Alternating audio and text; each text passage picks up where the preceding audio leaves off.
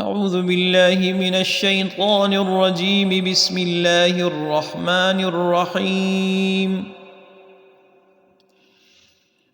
قل يا أهل الكتاب تعالوا إلى كلمة سواء بيننا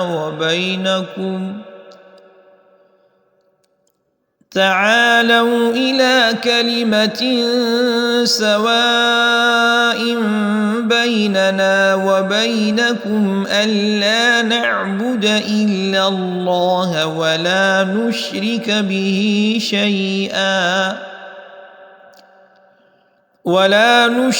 به شيئا ولا يتخذ بعضنا بعضا أربابا من دون الله، فإن تولوا فقولوا اشهدوا بأننا مسلمون.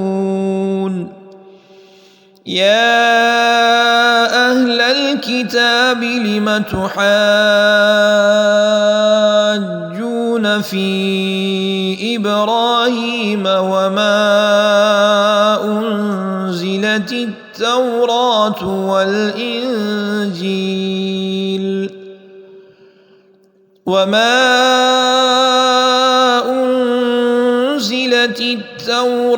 والإنجيل إلا من بعده،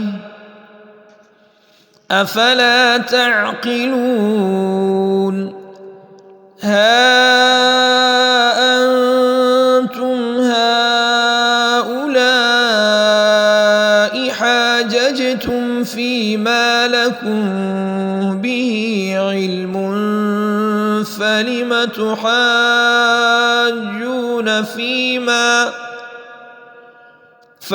تحاجون فيما ليس لكم به علم، والله يعلم وأنتم لا تعلمون. ما كان إبراهيم يهوديا ولا نصرانيا ولكن كان حنيفا مسلما وما كان من المشركين.